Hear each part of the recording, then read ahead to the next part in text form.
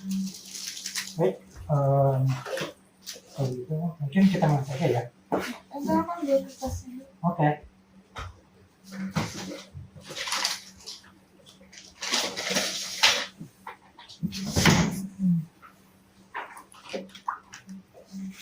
Oke, baik. Kalau gitu kita mulai saja. Selamat sore Kak Arika.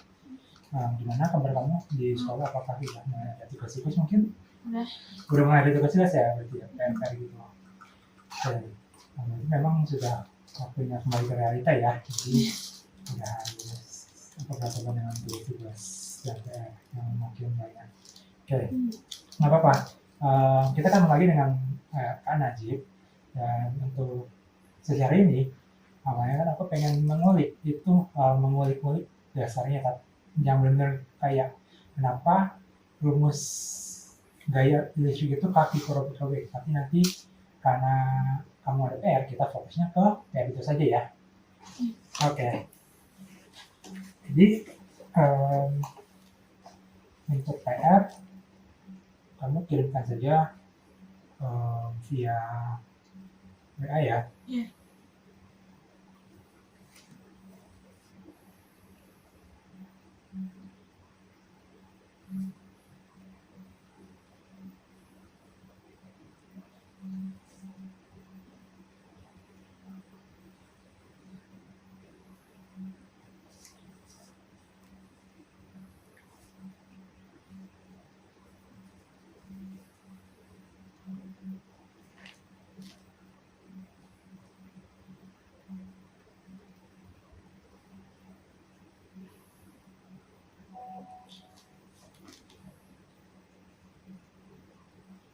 Oke, ada dua foto terkirim. Ini untuk latihan soalnya ada 3 ya. Oke, baik.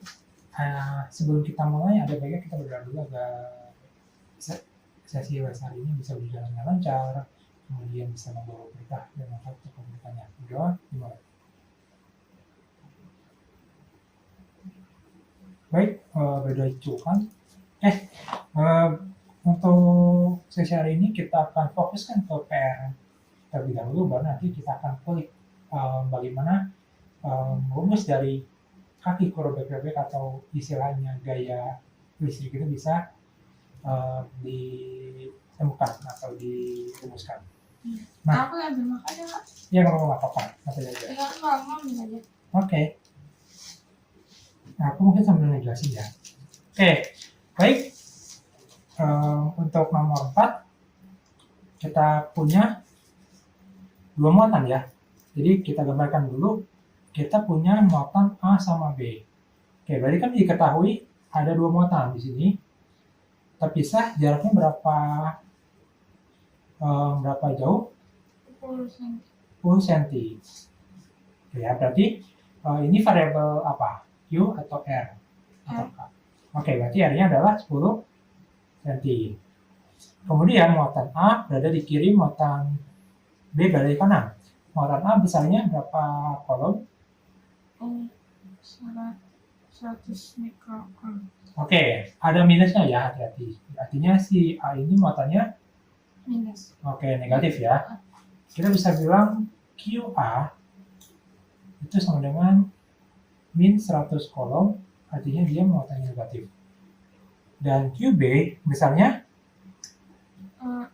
Minus 200 mikrokolom. Oke, berarti QB adalah minus 200 mikrokolom.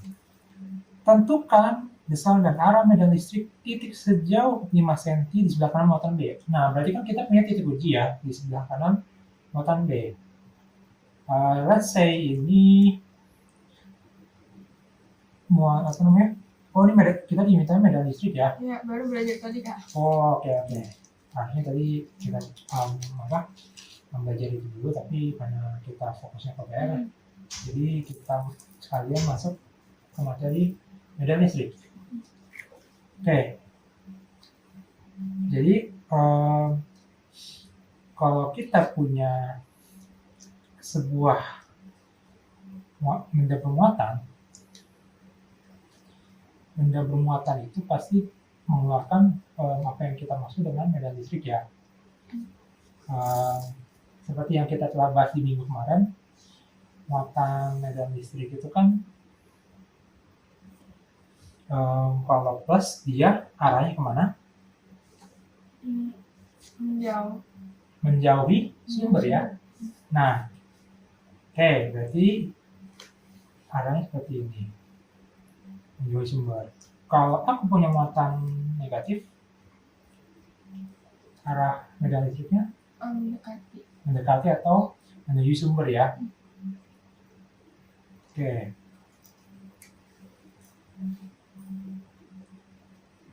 Nah, artinya apa?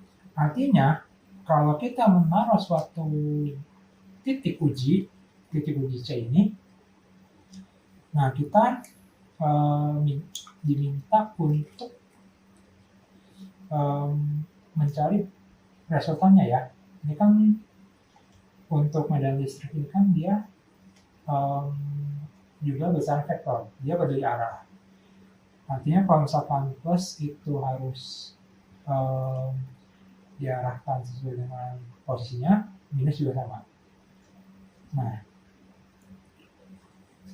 tadi yang di soal itu si titik uji itu di 5 cm sebelah kanan muatan B ya. Berarti kita taruh di sini. Nah, sebelum kita menjawab soal apa? Sebelum kita menjawab soal yang berkaitan dengan medan listrik, kamu ingat rumus dari medan listrik itu apa? Kaki robek-robek. Ya, kaki robek-robek. Ingat, untuk medan listrik Q-nya itu hanya 1.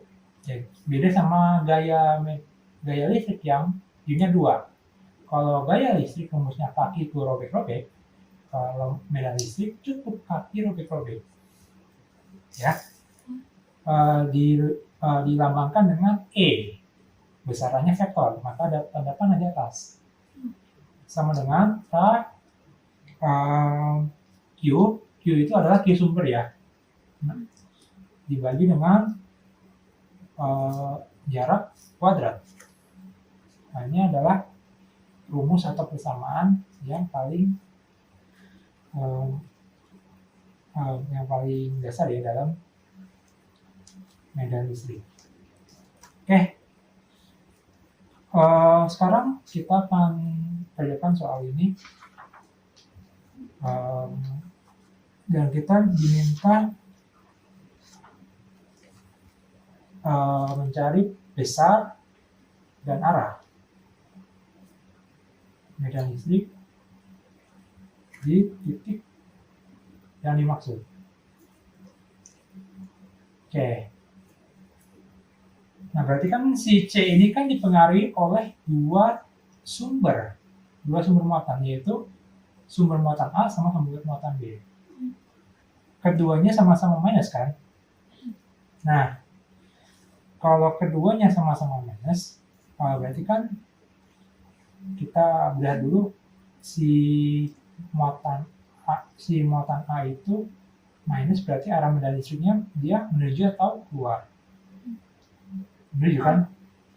Iya menuju. Menuju. Nah, B juga sama, minus kan? Kalau minus sama-sama menuju. Ya. Artinya si C ini merasakan medan listrik dari A sama B yang arahnya sama-sama ke kiri atau ke kanan? Kanan. Kiri. Karena kan dia arah medan listriknya itu kan menuju sumber. Artinya di titik C atau di titik uji, dia merasakan medan listrik yang arahnya ke kiri, ke A sama ke B. Ya, jadi si titik C ini merasakan dua medan listrik ya. Sebutlah ini medan listrik A atau EA sama medan listrik B atau EB.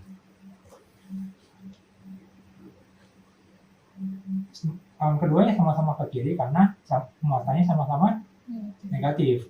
Kalau negatif berarti menuju sumber.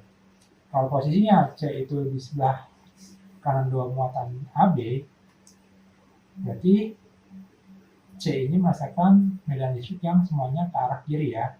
Jadi konsep awalnya seperti itu. Berarti kita udah dapet nih arahnya. Arahnya ke kiri. Jawaban pertama udah ketahuan. Oke, ada yang bertanyakan lagi terkait dengan pemahaman medan listrik? Cara nentuin sumbernya gimana? Sumber? Iya. Oke, A sama B ini kan benda bermuatan kan ya. Nah, C itu kan hanya titik uji kan ya, titik uji yang tidak bermuatan. Maka di C ini yang kita cari adalah medan listrik, bukan gaya listrik, karena di C ini tidak ada Q tidak ada Q yang diketahui. Dia hanya titik kosong saja. Nah, baik A atau B, kalau kasusnya seperti ini itu sama-sama sumber, muatan sumber. Makanya C ini mengalami dua medan listrik, yang satunya ke A, satunya ke B. Seperti itu. Oke, ada yang mau ditanyakan lagi mungkin? Ya cukup. Aman ya? Oke. Kita udah tahu nih arahnya ke kiri. Nah, untuk besarannya, berarti kita tinggal masukkan saja kebersamaan medan listrik dan kita bentuk sigma atau jumlahnya, yaitu sigma E dalam bentuk vektor sama dengan vektor E atau vektor medan listrik akibat benda bermuatan A plus vektor medan listrik akibat benda bermuatan B. Nah,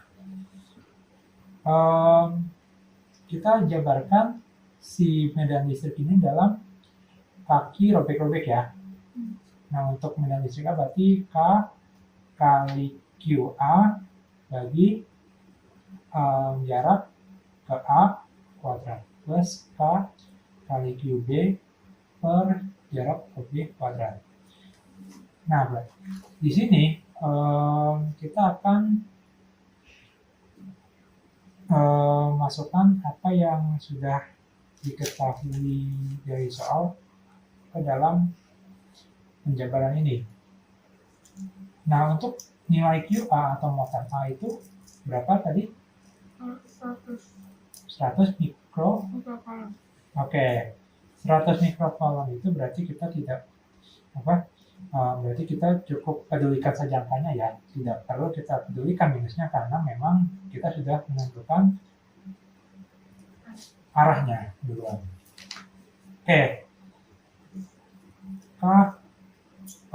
di sini K-nya kita bisa pisah dengan sifat distributif, jadi kita bisa jadikan ini sebagai K kali dalam kurung QA per RA kuadrat plus QB per RB kuadrat.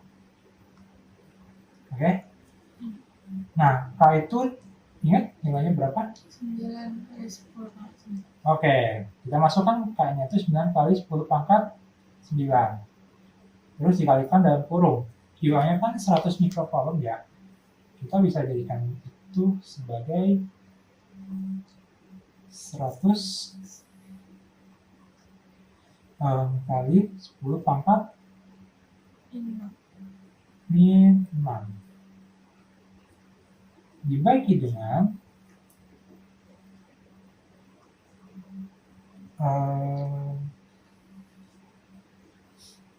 jarak dari titik uji ke A itu berapa? 15 cm kan? Berarti 15 cm atau dalam kata lain 1,5 kali 10 pangkat min 1 meter. Jangan lupa kita kuadratkan karena kan untuk medan listrik itu kan jaraknya kita bagi dengan dan kita kuadratkan. Ditambah dengan medan listrik akibat B berarti QB itu berapa tadi? 200 mikrocoulomb. 200 mikrocoulomb. Atau kita sebut saja 200 kali 10 pangkat min 6 ya. Kita bagi semuanya dengan kuadrat jaraknya dari C ke Nah, dari C ke P ini 5 cm. Nah, kita coba jadikan senti itu semuanya ke meter. Jadi 5 kali 10 pangkat min 2. Oke. Dan jangan lupa kuadratnya ya. Nah, sekarang kita kuadratkan semuanya. Berarti untuk di dalam kurung suku pertamanya akan menjadi seperti ini, 100 kali 10 pangkat min 6 dibagi. Nah, 1,5 dikuadratkan jadi 2,25 ya. Kali 10 pangkat min 2. Terus untuk suku keduanya itu akan menjadi 200 kali 10 pangkat min 6 bagi dengan ini 5 kali 10 pangkat min 2 berarti 5 dikuadratkan jadi 25 ya. Terus ini 10 pangkat min 2. 10 pangkat min 2 itu dikuadratkan jadi 10 pangkat min. Oke. Nah, di sini 200 bagi 25 bisa kita coret. 200 bagi 25 kan berarti 8 ya. Oke. Kemudian ini agak nggak bisa kita coret ya. Tapi kita coba untuk masukin lagi nih. Mungkin memang tidak semuanya bisa kita jadikan penjabaran distributif. Oke, 9 kali 10 pangkat 9 kali 100 kali 10 pangkat min 6 bagi dengan 2,25 kali 10 pangkat min 2. Oke. 9 bagi 2,25 ini bisa dibagi. Kalau kita sederhanakan atau kita bagi jadinya 4 banding 1 ya. Oke. Kemudian ini 9 kali 10 pangkat 9 nya kita kalikan juga ke sini. Jadi plus 9 kali 10 pangkat 9. Nah, karena yang 25 nya kita udah coret, kita cuma pikirkan saja 8 kali 10 pangkat min 6 nya. Dan kita bagi dengan 10 pangkat min. Ya. Oke.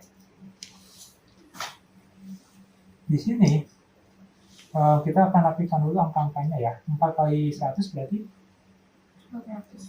Ya, 400. Ini kali 10 pangkat min 6 ya. Terus 9 kali 8 72.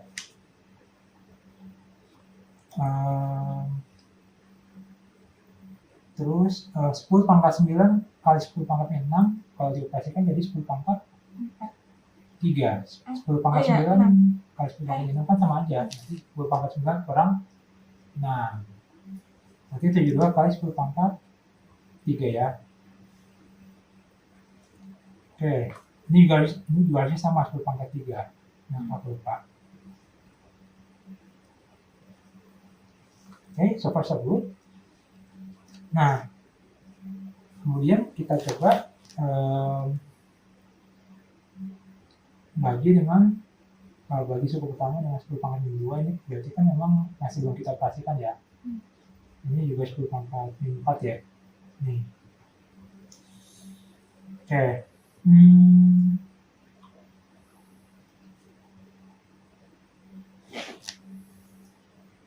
Ini berarti 10 pangkat 3 kali 10 pangkat 3 berarti ini 400 kali 10 pangkat 5 ya.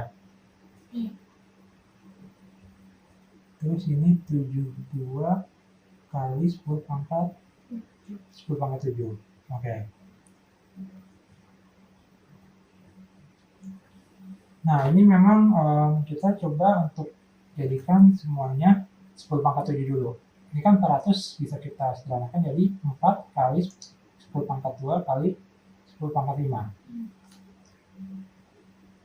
Plus 72 kali 10 pangkat 7. Nah, ini kan bisa kita jadikan 10 pangkat 7 ya.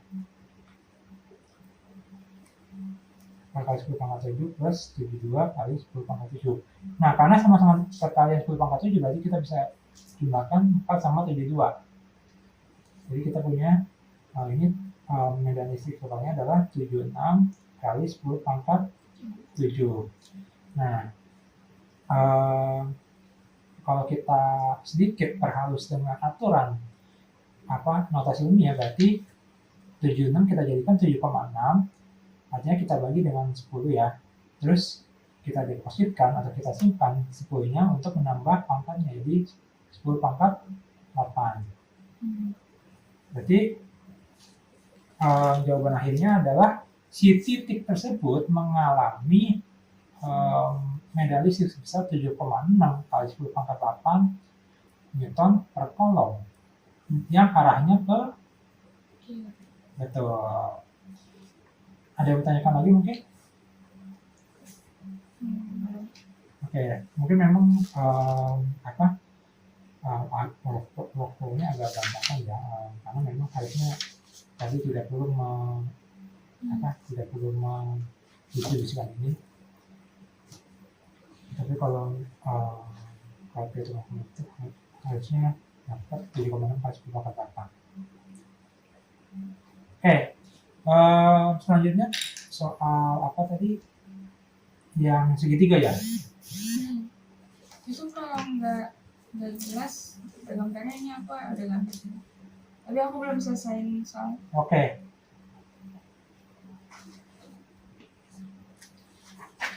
Baik, kita lanjut lagi ya.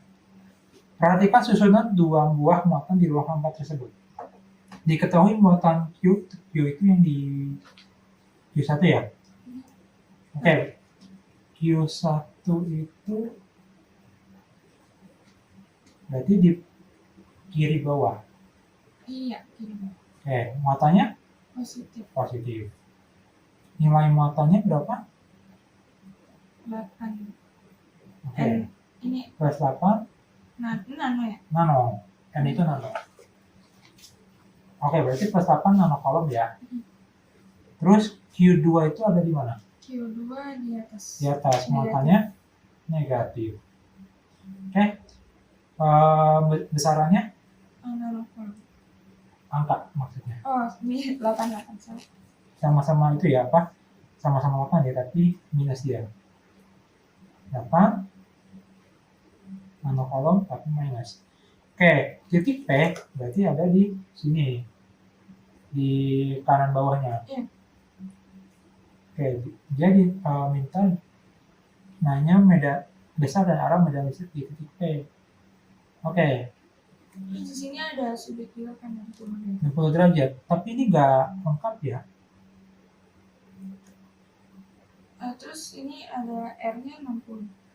Oke, ini 60 ya. Ini 60 juga. Iya. Berarti semua sisinya 60 cm. Iya. Ini 10. Sama kaki. Oh, sama kaki. Oke. Ini 10 di sini. Oh, ini 60, ini 10 gitu. Iya. Menarik. Baik, itu senti kan? Ya, senti semua. Oke.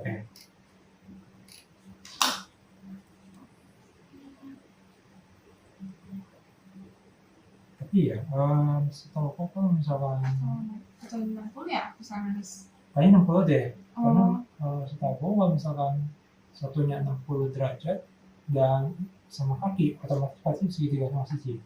Oh iya. Ya kan 60 deh. Iya, berarti ini 60 juga. Oke.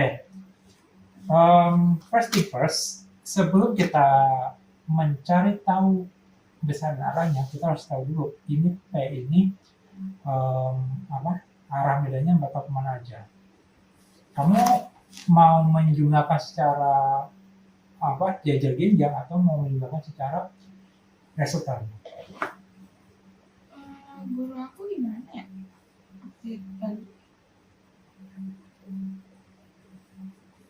Kalau resultan gimana? Kalau resultan intinya kamu pecahkan semuanya menjadi resultan X sama resultan Y, terus kamu pitagoraskan dan kamu cari dengan inverse tangan. Oh, Yang jajar genjangnya. Boleh. Oke. Berarti kita pakai jajar genjang ya berarti ya. Nah, kalau begitu kita coba cari tahu dulu apa medan listrik akibat muatan benda satu. Muatan benda satu itu kan plus ya. Nah, dia tuh arahnya kemana di titik P?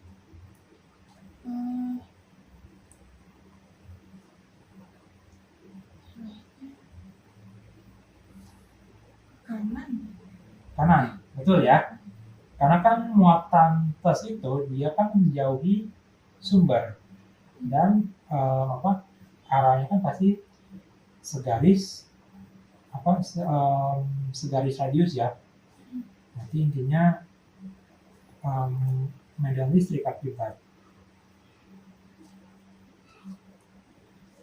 medan listrik akibat benda muatan satu adalah S1 seperti ini. Dan kalau untuk Q2 karena ini negatif, arahnya kemana? Ke atas kiri ya.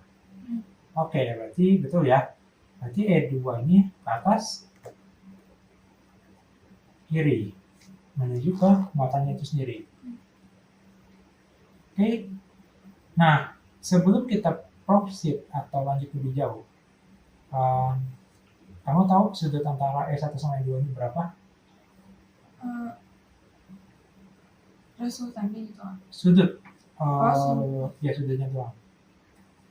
Ini kan segitiga sama sisi ya. Ini 60 derajat, ini 60 derajat, ini juga 60 derajat.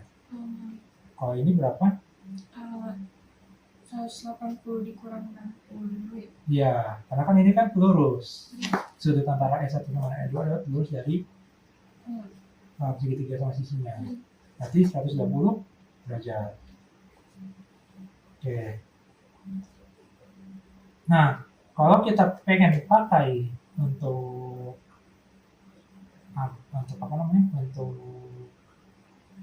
menentukan resultan, itu kita bisa gunakan aturan jajar genjang ya. Tadi aku lupa untuk aturan jajar genjang itu rumusnya tadi kayak gimana?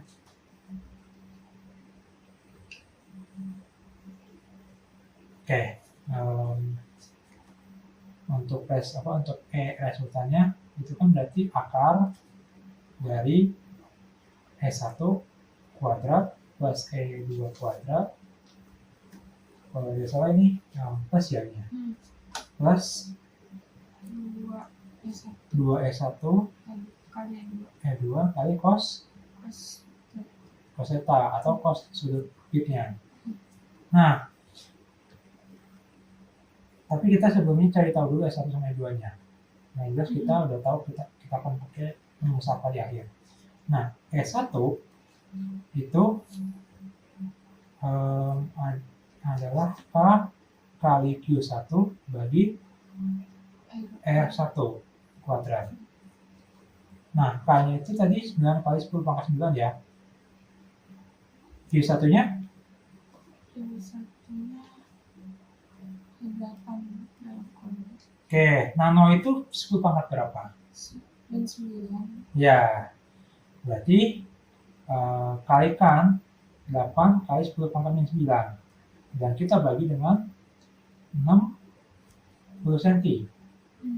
Berarti 6 kali 10 pangkat min 1 ya? Iya.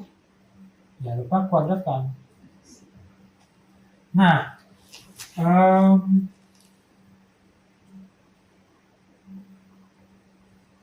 untuk 10 pangkat 9 sama 10 pangkat min 9 itu kan sama menghilangkan ya. Bisa kita coret seret. Terus kita kita kuadratkan yang penyebutnya yang 6 kali 10 pangkat min 1 itu menjadi bawahnya itu adalah 36 kali 10 pangkat min 2. Yang atasnya itu tinggal 9 kali ya Nah, 72 sama 36 ini bisa dibagi. Hmm. 72 bagi 36 itu adalah 2. 72 bagi 3 itu 2, berarti 2-nya di atas. Sisanya adalah 2 kali, sisanya kita bagi dengan 10 pangkat 2. Artinya dalam kata lain, kita bisa jadikan ini pangkat positif dengan memindahkan 10 pangkatnya itu ke pembilang. Berarti kita punya S1-nya adalah 2 kali 10 pangkat 2 Newton per Coulomb.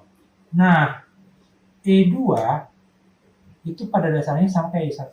Kenapa? Karena besar Q1 sama R1-nya, besar Q2 sama R2-nya itu nilainya sama. Bedanya apa? Bedanya minus doang. Oke, tanpa berlama-lama kita langsung skip saja perhitungannya.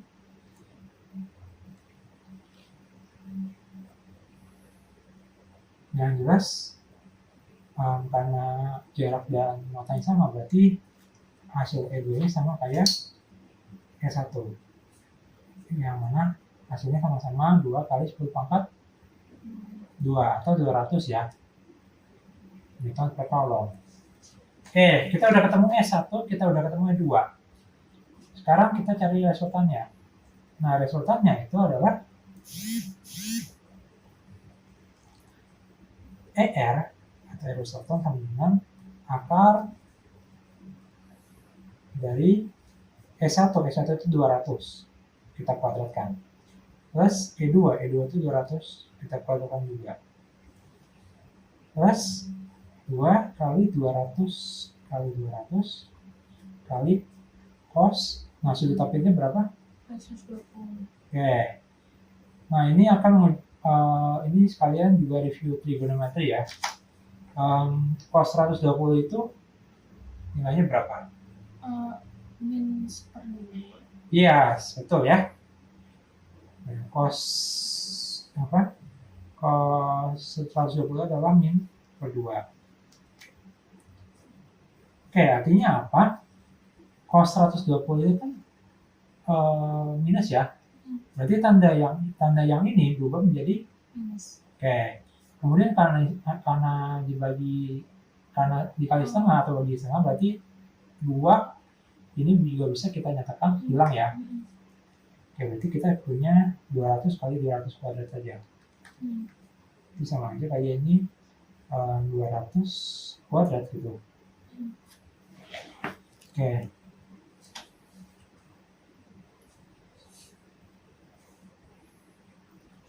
Nah, ini kan plus sama minus kan ketemu habis ya. Berarti ER-nya adalah ya 200 dong. Resultannya sama-sama 200. 200 Newton per Coulomb. Oke, sebenarnya kalau misalkan aku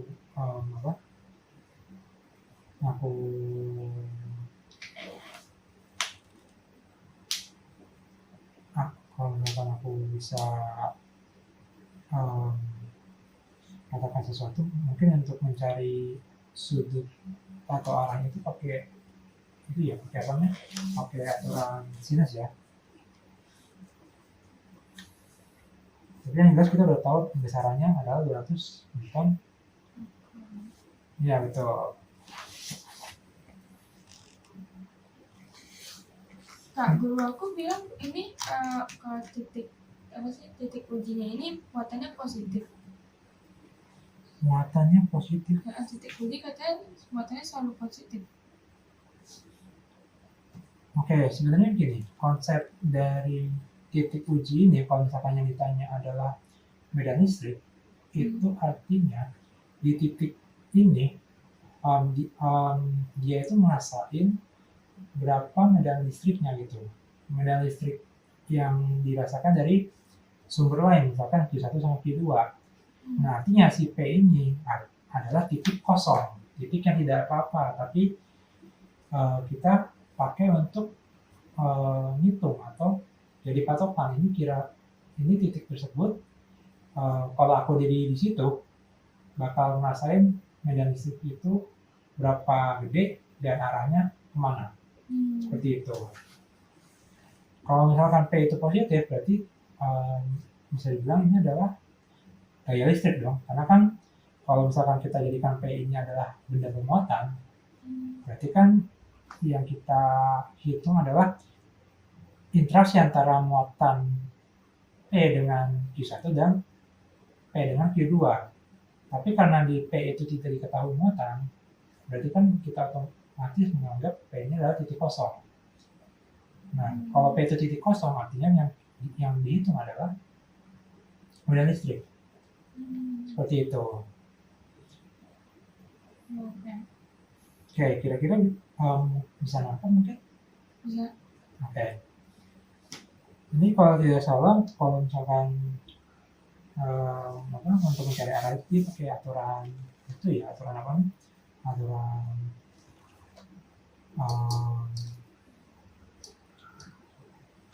Aturan sinus. Cuma aku rada-rada lupa kalau pakai aturan sinus buat mencari arah.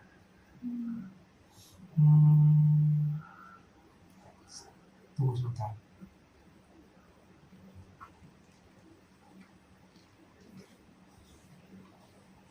Oke, mungkin kita analisis dulu ya bentukan vektornya.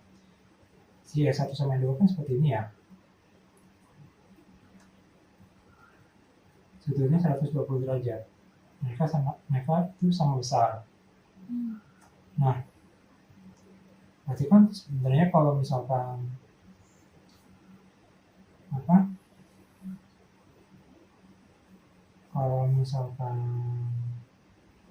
kita bikin dua garis yang sejajar sama E1, tapi kita taruh dari E2, jadi kan seperti ini kan ya, garis sejajar E1 tapi bertemu titiknya dari E2.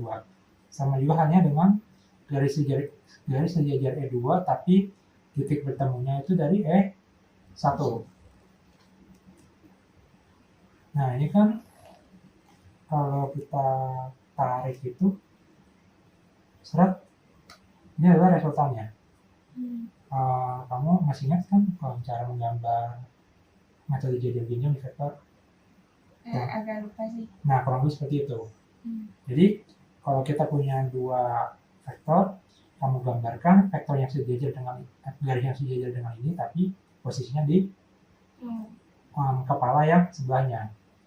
Terus sebaliknya kamu gambar garis yang sejajar dengan E1, tapi di kepala E2. Nah, dari pertemuan kedua pangkal sampai pertemuan titik bayangannya, kita bikin garis, dan inilah garis resultannya ER. Nah, si garis ini kan garis E1 ya, jadi nilainya berapa? Gimana? Si garis ini kan E1 kan ya tadi. Nah,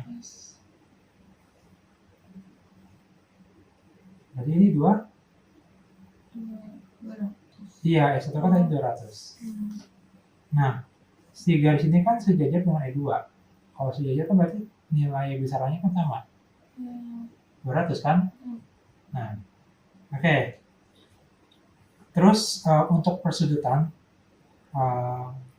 memang ini kita harus patok dengan sudut yang ada di geometri. Ini kan sudut yang di sebelah kiri P itu kan 60 derajat kan ya. Nah, berarti otomatis kalau ini 60 derajat, berarti ini juga 60 derajat. Karena kan ini sama ini sejajar, dan ini adalah perpanjangan dari garis horizontal.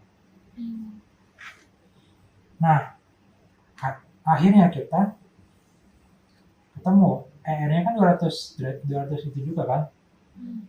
Oke, sebenarnya tanpa kita perlu menghitung pakai aturan sinus, ini udah bisa bilang kalau bahasa matematikanya tuh trivial ya, udah jelas gitu. Berarti dalam kata lain, segitiga segitiga ini kan segitiga sama sisi dong. Kalau segitiga sama sisi berarti sudut antara ini sama ini berapa? 6? Iya, 60. Berarti sudut antara horizontal sama resultannya adalah 60 derajat. Ini juga. Nah, arah itu kan diukur dari sumbu X yang positif. Dalam kata lain, sumbu X positif itu adalah garis horizontal yang arahnya ke kanan. Nah, diukur dari sumbu X positif berlawanan jarum jam. Nah, artinya si resultan ini harus dipatok dari garis horizontal yang ke arah kanan ya, bukan yang ke arah kiri. Nah, berarti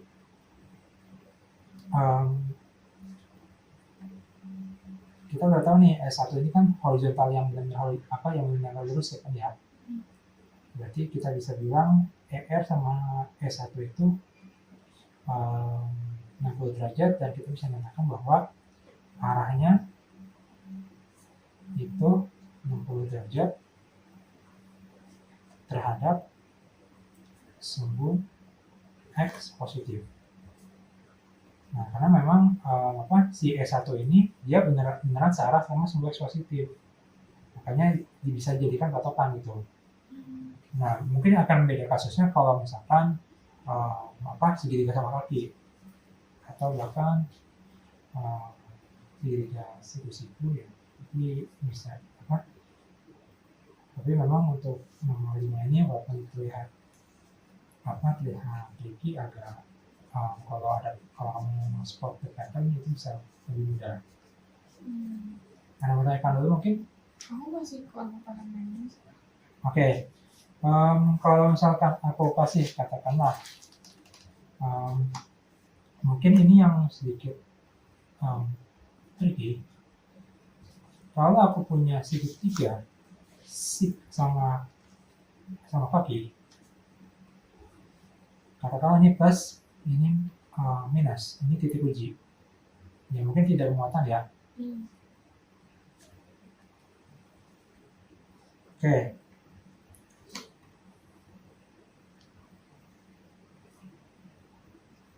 Artinya benda pertama ini kan arahnya itu kan menjauhi benda pertama ya, si medan listriknya di sini. Benda kedua arahnya mendekati medan listrik karena negatif. Nah, kalau misalkan kedua muatan ini beda, ya kebetulan nggak sama, mungkin bentukan trapez, bentukan jejak jenjangnya itu agak seperti ini ya, agak beda-beda dikit gitu. Karena kan kalau misalkan dalam vektor panjang panah itu atau panjang vektornya mewakili besarannya gitu. Makanya dalam beberapa kasus untuk menggambar garis-garis gaya atau garis vektor itu panjang vektor jadi perhatian, apalagi kalau misalkan besarannya itu beda-beda. Nah, katakanlah benda muatan pertama ini punya nilai yang berbeda dibandingkan muatan kedua. Ya mungkin aku kasih kepanjangan dikit tadi S1 atau muatan 1. Hebat. Berarti kan S1 kan seperti ini ya. S2 seperti ini. Nah, ingat step untuk menggambar metode jejak jenjang di vektor. Ini kita bikin garis sejajar. Ya, putus-putus aja nggak apa-apa, tapi kita mulai dari kepalanya E2. Ya, jadi kan seperti ini ya.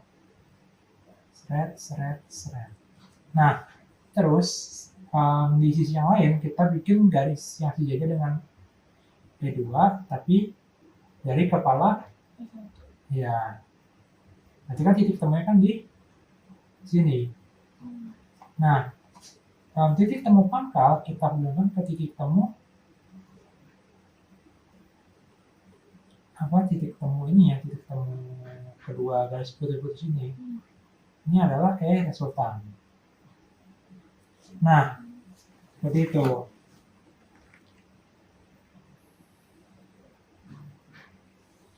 Oke, terus bagaimana untuk untuk arahnya itu harus harus diukur terhadap sumbu X positif. Nah, ini arahnya. Oke. Memang untuk contoh seperti ini bisa membuat perhitungan jadi lebih sulit ya, karena untuk mencari arah seperti ini kan kamu harus kamu harus tahu dulu nih sudutnya berapa gitu. Ini arahnya dapat dari mana? Oh, ini kalau seperti ini. Ya, itu arahnya dapat dari mana? Oh, ini lebih kayak gambaran aja, Kak. Oh. Jadi arahnya tuh harus diukur selalu dari sumbu X positif. Ngikutin resultan kan? Iya, resultan sama sumbu X positif. Arah itu kan buat mengukur resultannya.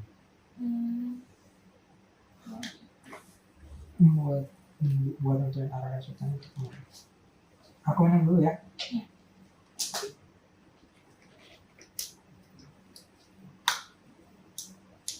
Nah, untuk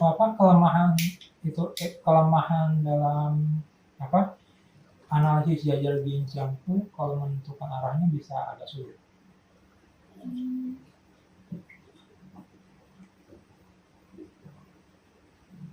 Soalnya tadi aku nggak disuruh itu.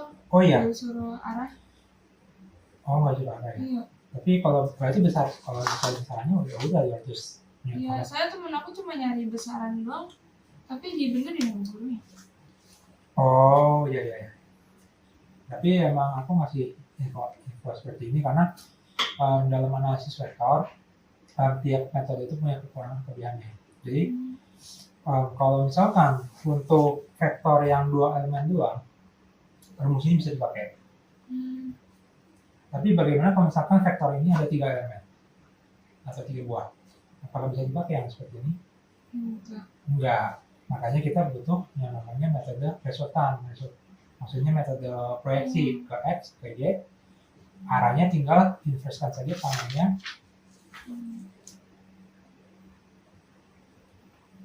Jadi ini kamu. Itu kan jajar bincangnya. Iya. Nah, coba kalau misalkan yang kayak kotak gitu, nggak bisa kamu pakai apa?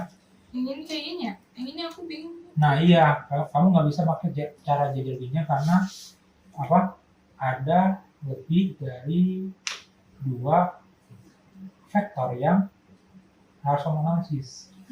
Seperti itu.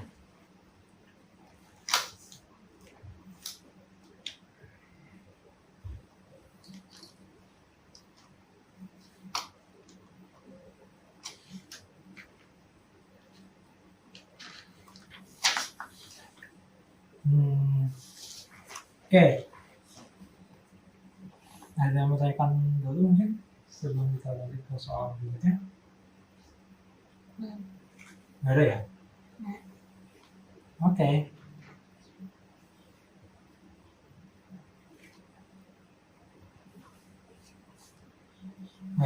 Baik. Mungkin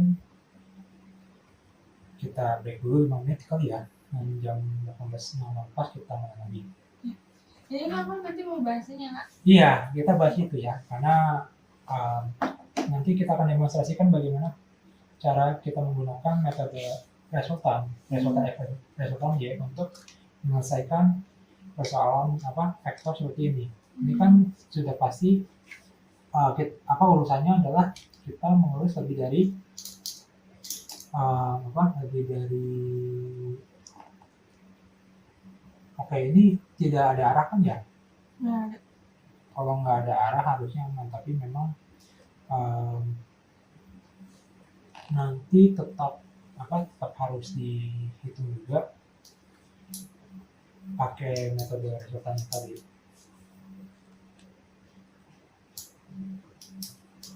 Oke.